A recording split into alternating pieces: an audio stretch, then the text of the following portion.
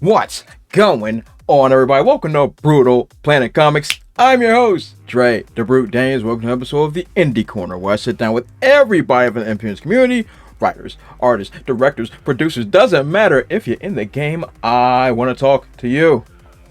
So today, as usual, I have myself an excellent guest. He is the creator of Kingdom Come. Give it up, everybody, for D.Ajayi.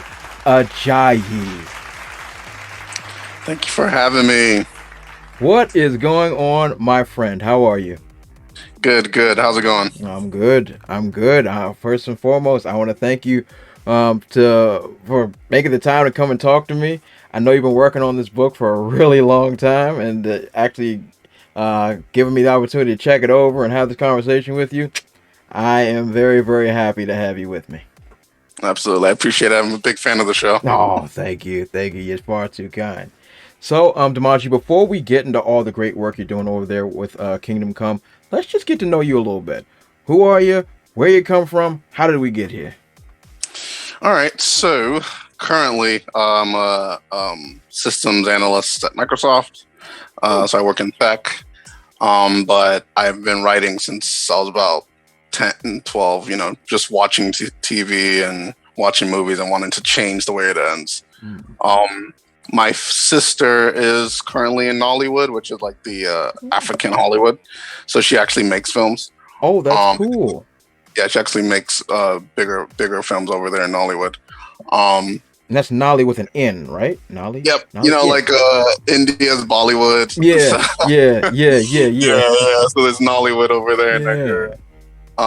So I always used to write stuff. She's my oldest sister, so I always used to write stuff like, "Oh, hey, are you impressed?" kind of thing.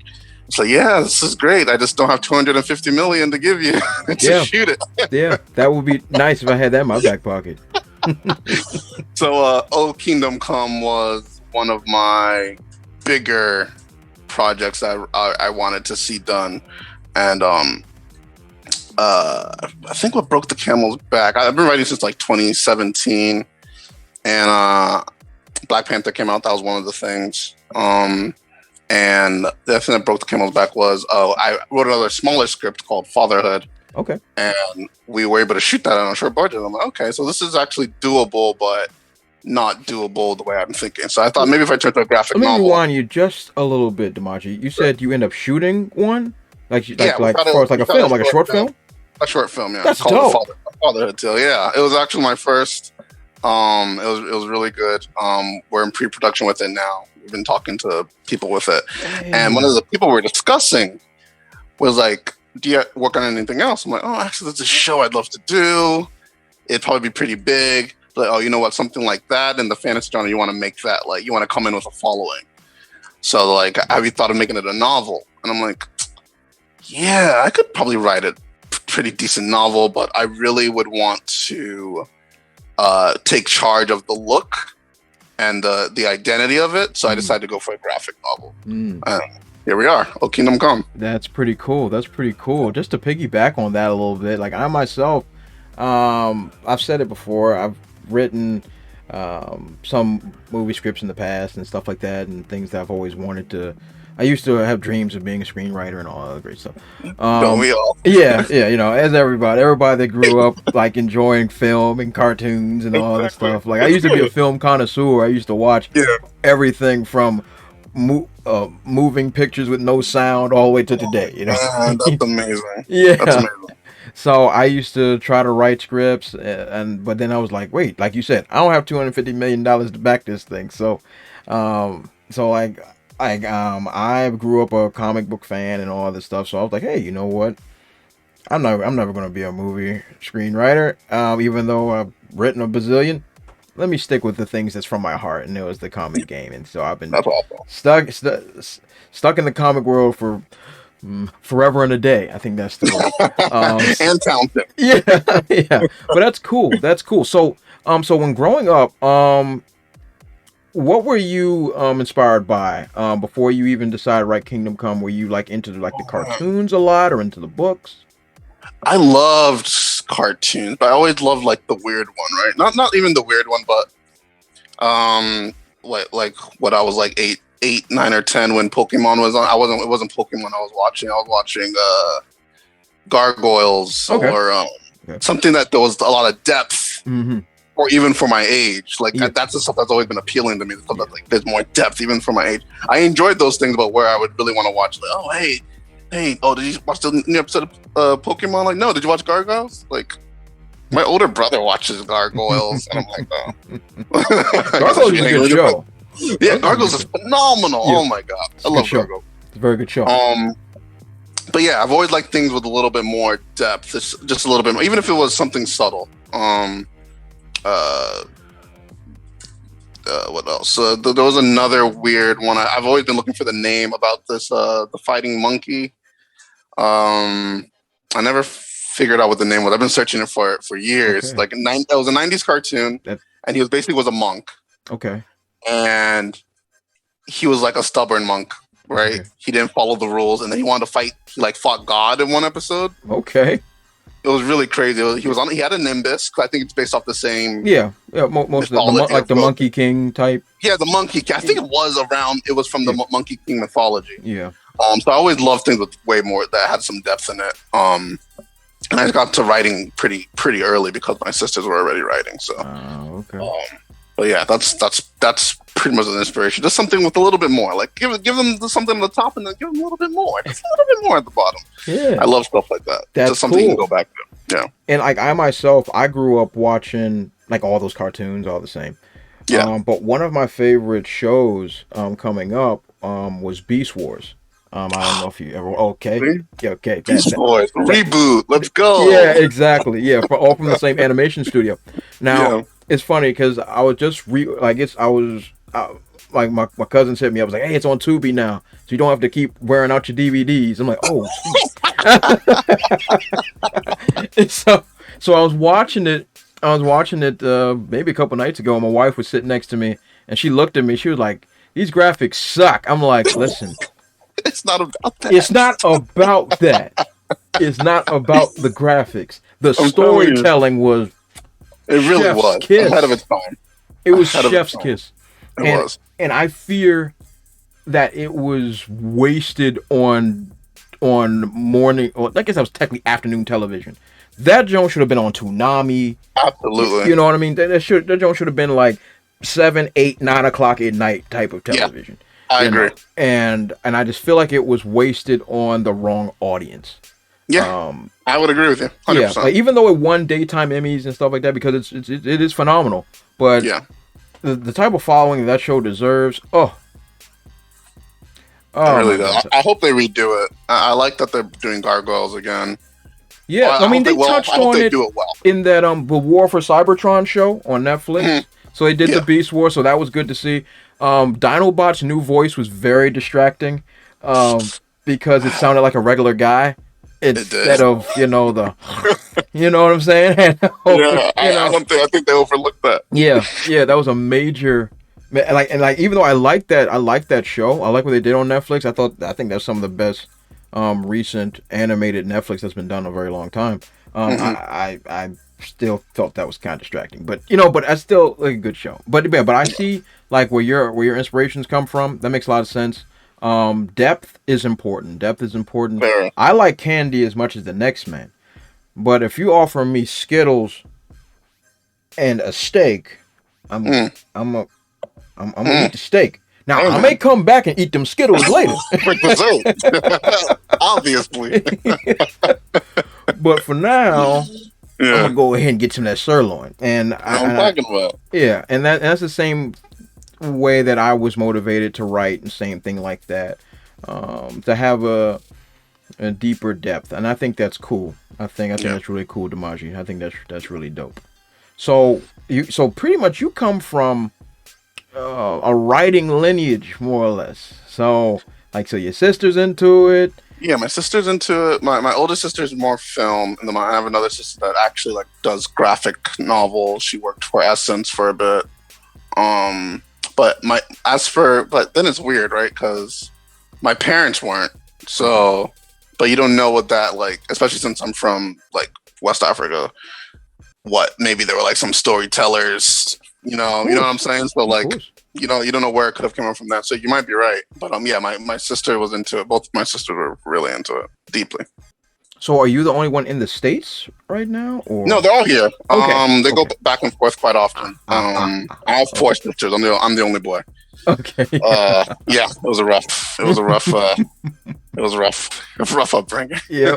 Were you the youngest of the three? Yep. Four. Four. Youngest of the four. Yeah. Oh, so wow. 4 older sisters. Wow. Yeah. Wow. Yeah. That's dressed torture. up in all kinds of things. That's torture. We don't go back to those days. We don't talk about it. I hear you. But looking at all the, like, I'm pretty sure you had like early exposure, sisters, writers, and graphic novelists and things like that. It was only inevitable for you to get your hands dirty in the nittiest and the grittiest. Oh, yeah. That's good. So let's just get into your inspiration a bit. So for Kingdom Come, how did we end up getting to this idea? Okay. So before DC fans come for me, it's O Kingdom Come. It's O Kingdom Come as a title. I used O as like an expression. The symbol around me too is an O. It's a really famous expression. If you're speaking to a lot of any Africans, it could be like, oh, it comes off to be a lot of different things. But for that, I was writing like a ancient kingdom struggle story, right? We have so many medieval versions of it from a Eurocentric view. We probably have 5 Viking shows, Tolkien, J.R.R. Martin. There's a bunch, and there's like none in that region. The That's Afrocentric in a way. Yeah. There's I can agree with that. None. Yeah, there's especially since the way I grew up, the things I saw are so compelling for that group of people that wouldn't be. There's some story bites that they can't even those other stories wouldn't be able to really use. That's correct. They're really different. Like me and I was on a cast of some friends and we were talking about Black Panther, and I was telling them the part of the film that hit me the most was when T'Challa was on the ancestral plane. Okay. And he was talking to the elders and said, "You guys were wrong. You guys were wrong." That part was like, because it was a very. I love Ryan Coogler. I don't think he's never missed when it comes to making films. It was a very important scene because it was kind of like them talking to the elders of then, for the the slave trade. Yeah. That you guys, this thing happened and you guys let it happen. You did nothing. You know what I'm saying? Yeah. You killed this boy's father and you left him there. Yeah. It's very 1-to-1. It was perfect. It was brilliant to put in there. And that hit me so hard. I didn't even have to watch the rest of the film. That was a 9 out of 10 film after that. I'm like, we can leave. We'll write the review right now. 9 out of 10. It's perfect. But that hit me really hard. I was like, damn, that's a heavy concept to do so beautifully and not beat you over the head with it. It was just important. Yeah. It just flowed right in there. So I wanted to talk about those kingdoms that were into struggle. I used Nubia as this height of excellence that everybody's trying to get to, and how it's everybody wants it, but at the same time, there's people that are trying to protect it for their own reasons. Yeah. So you feel like there's no bad side, it's just that there's the conflict is bad itself, but there's good people on both sides. And that's the kind of vibe I got from it as well. Because when it comes to an nationalistic struggle, as it were, it can be on one side. They always look at the other side as the bad guy. Exactly. No matter who it is, even if they're both trying to accomplish something good, but they are now not villains to each other, but antagonists to each other. Which I think is captured very well. Thank you. Because like I found myself, which I enjoyed. I found myself tug of war-esque while going through it, and I was like, that's very cool. It reminded me of actually one of my favorite comic runs, which was Avengers vs. X-Men. It was one of my favorite comic runs, which throughout the story, it doesn't really tell you like, oh, the Avengers are the good guys, or no, the X-Men are the good guys. It was basically like, whose side are you really on? Like whose views do you actually agree with? Exactly. And then there's antagonists on both sides, but at the same time, it's like, hey, everybody has a good point here. Everybody is making a good point. So throughout the entire book, it never tells me or the reader, whoever else, who you should be cheering for. So books like that intrigue me, because I like the kind of stories I write are very. The protagonist is very well defined. Now, my protagonist is definitely going to be okay. He or she, he's the good guy or whatever. This is character we're following, and there are terrible things or good things or adventures happening around him, which is the way I like to write. I think it's fun for me. I like to write that exactly. No, for sure. But for those like yourself that are writing, como se dice, that the world itself is the protagonist. The world itself is the protagonist, and the entire world is being built around it. There's different things that are conflicting, and there's trying to make decisions and resolutions within what's going on. And I think that that's done very, very well. I appreciate the thank you. Here. I think that's done very well. So I got to ask. So you're from West Africa. Now as you can see, I'm not African. Well, African American, yes.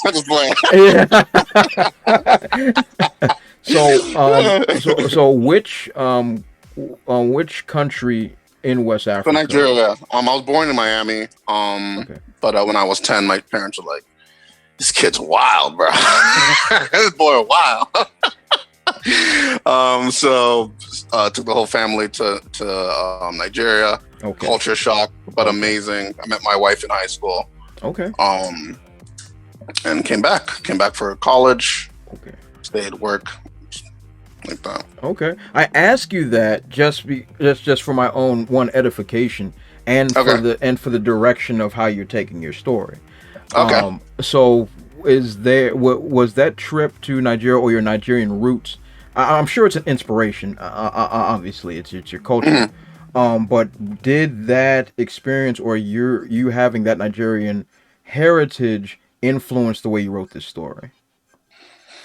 I mean, I don't even know how it couldn't have. Even when I wrote that script, The Fatherhood, when I told you about, my perspective is will be a bit different, right? So,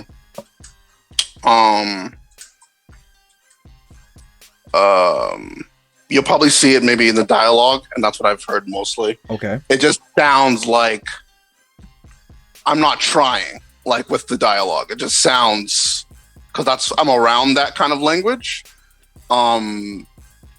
Like every elder you speak to, hey, good morning. Oh, the morning's just rose and the clouds have parted. Like everything's a poem. Every time you talk to an elder, it's a poem. So yeah, I couldn't even separated the two while writing this. So it definitely influenced it a bit. I was also around a lot of chieftaincy stuff. So I got to see a lot of the. So that's what you're getting to. Yes, I'm getting there. I was around a lot of chieftaincy stuff, natively. So I've seen that side too of how they approach things.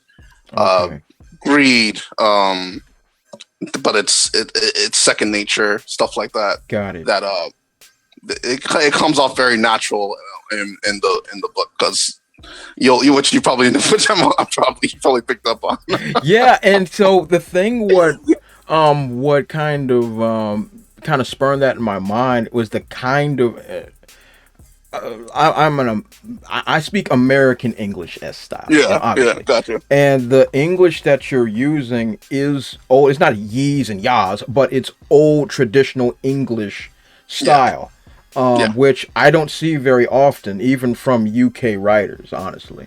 And I felt myself being taken back to the ideas of, like you were talking about, chieftains and things like that. But during that era. During that same time period in Eastern and Western Europe, of knighthood and things of that nature. and I got that type of vibe from the language that was being used. And I'm just sitting here, I'm like, how old is this guy? Is he?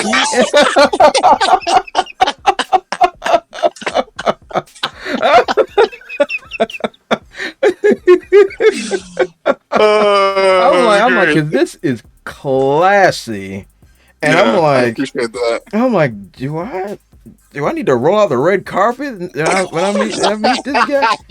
I appreciate that. That's awesome. And it's so, and I'm glad it came off that way because it's so easy to overdo that. I was watching Macbeth, the one with Denzel. I'm like, nah, this is too much. I can't. Yeah. I can't. I need a Bible, and I need a thesaurus and a dictionary. Where the King James at? Where the King James?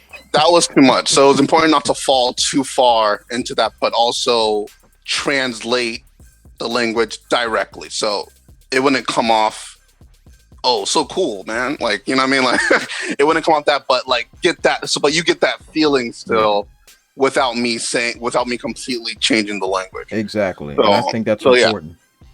Yeah, that's just from strictly talking to elders.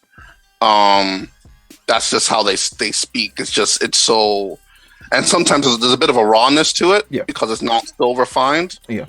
That I think served the story well. And I agree that there should be balance within that as well. Because there's been extremes on so many different sides. I've seen it done way too many times to count. But some people take language a little bit too literal, especially a language they do not truly understand. For instance, heck, I'll pick on Marvel. Why the devil not? So what they tried to do with Miles Morales and the Thor thing. No, don't do it. You know, it was so egregiously. It was rough. Offensive. It was. I forget the race of the person who wrote it. I don't care. Yeah. No one should be writing this way. Period. Because that you. It was rough. By Odin's fade. Come on, man. Let's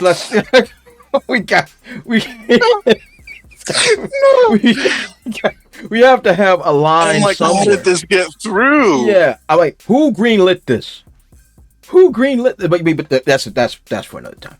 But my point is, there's a way to use that type of language organically without it becoming mechanical and then ultimately stereotypical.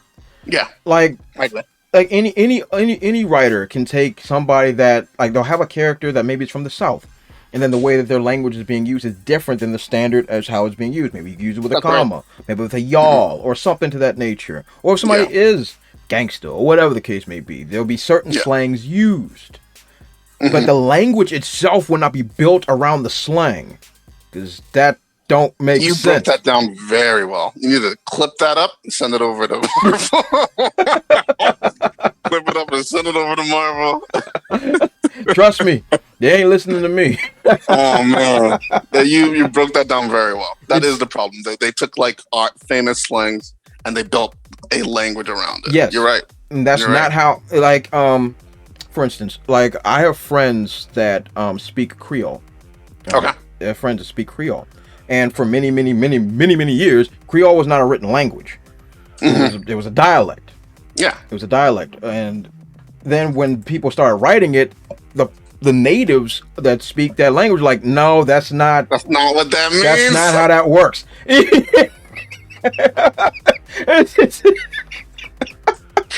I've seen that. It's like, that's like, what is this? Oh no, that's your no, that's not how it works. It's a fine balance. It's a fine balance, and I think you've covered it very well. I think you've covered the balance very well. It's like I said, it's classy without feeling intentionally native, if that makes any sense. I appreciate that. And I think it's done very well. I don't usually see writing like this. That's a rare thing. I've seen it all. It's very rare for me to see that type of blend of language. Like, I'm not trying to toot my own horn, but it reminds me of how I write when it comes to certain things. Oh, that's sick. I believe that there should be balance. There should be a blend, like especially if you're dealing with, in this case, one uniting culture. Yes, but there's degrees, there's hierarchies, there's ways of communicating, and especially in your culture, like how you address your elder is different than how you address your peer. There's a variation that needs to be done, and to do it tactfully and smoothly as you did, that's masterful work. I must say it's pretty good. It's pretty good. So without getting into spoiler territory, so how far are you trying to take this O Kingdom Come story arc? Is this just going to be a one shot and then you're going to try to go back to the movie thing, or are we making a whole like arc out of this? So there's 3 books. There's going to be 3 books. We're ready into the 3rd. They're all going to be about a little over 120. So the one you got was about half that first book. Okay.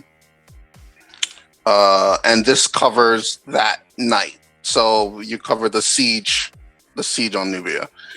I would like to finish the 3rd one. Okay. And have an idea, because I feel like once we start getting into some areas, it's going to be a lot for books. I don't know if you ever been at a set or whatever. There's just so much more you can get in a frame and get out of a performance of someone. There's just so much more, and I would hate to start writing with a book in mind and leave those things out. Does that make sense?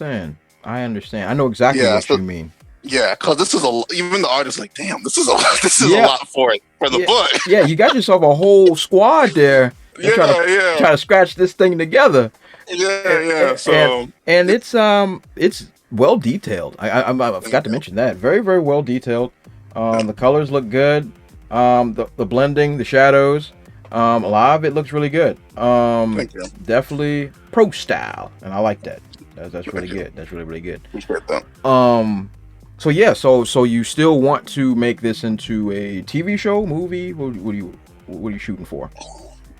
I think after the 3rd, I have a better idea. Okay. But it would definitely be difficult. It would be a lot of work as we get further into it. This is a night on Nubia, pretty much a war. When we start getting into the walls and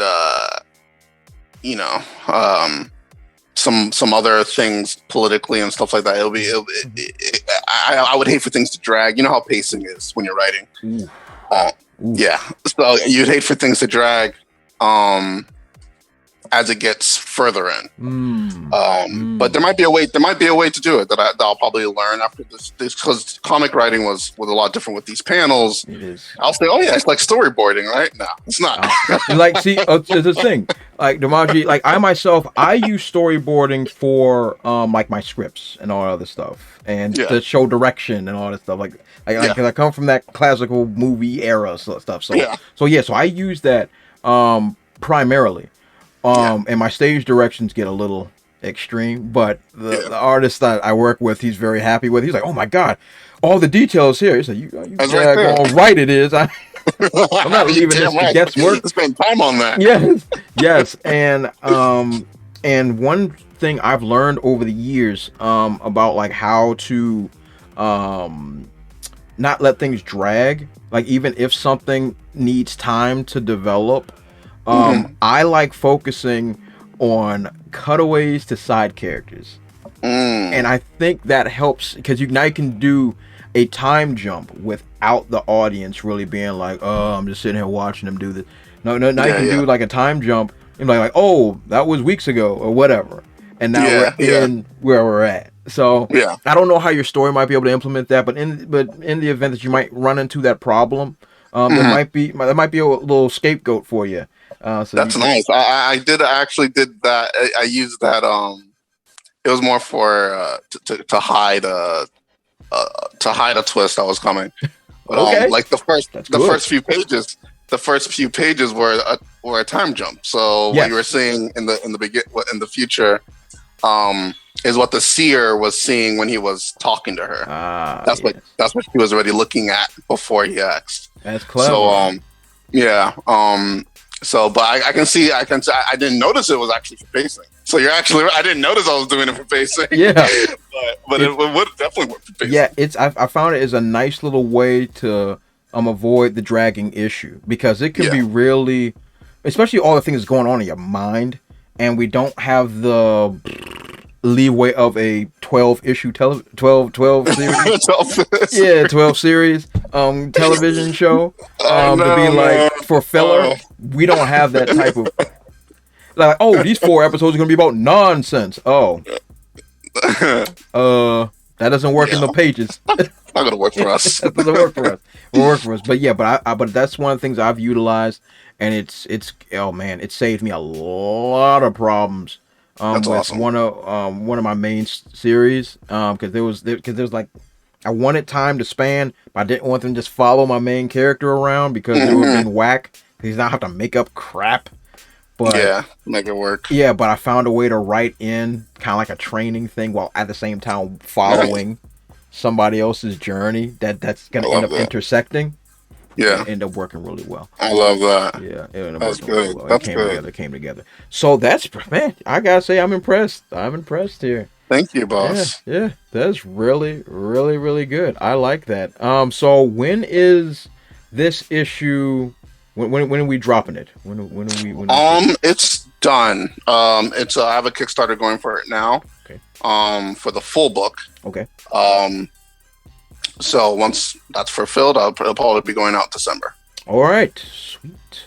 I will leave a link to that Kickstarter in the description section below. Most definitely. Thank you, most definitely. So, man, D.Ajayi, man, I'm telling you, as I love to say on this show, you are doing the Lord's work. That's impressive. I like your story. I like your writing style. I like your journey. You have a interesting blend of writing talents that is very, very rare. I can't wait to I can't wait to see what you come up with next, my friend, because this is I appreciate that. This could be really, really good. I like this a lot. I hope that. Thanks, man. Appreciate that. Absolutely. So is there anything else you'd like to plug, D.Ajayi, while we're here? Man, O Kingdom Come on all platforms. Like I said, we have a Kickstarter going. Have about 20 days left on it. It's funded, so just get in on those stretch goals and rewards and all that. But yeah, follow Kingdom Come. It's gonna be an interesting one. I like it a lot. And yeah, that's it. Nice. Well, D.Ajayi, I would like to thank you from the very bottom of my soul for taking the time to come and talk with me and tell me about this amazing book. Your amazing story. This has been a whole lot of fun for me. I'm so very, very happy to be able to say. And I'm honored, man. Thank you. Always watching. I've been watching. I'm like, man, I can't wait for my shot. I was on the bench. I was like, can't wait. Tag me in, coach. Tag me in. The honor has been all mine. It's been all mine. So everybody, check out D.Ajayi's work. I'm gonna leave all of that in the description section below, and follow him on all his social media platforms and keep track of all the stuff that he's got going on. I'll also leave that down there as well. And you already know who I am. Who am I? I'm Dre the Brute Daniels. Follow me on all my dope social media platforms as well, at TheBrute00 on Facebook, Twitter, Instagram, and if I feel like being silly, on TikTok. Yeah, I think that's everything. Like, comment, subscribe, share the video. You guys have been awesome. Per usual, this has been the Indie Corner, and I'll catch you all next time. Also, if you want to support my channel, check out spinwiz.com or download the SpinWiz app and check out my comic series, Trouble. It was written with a lot of love, and it was definitely my favorite comic series to write. I've also written it in English and in Spanish, so whatever floats your boat, I got it for you. Thanks again, and check it out.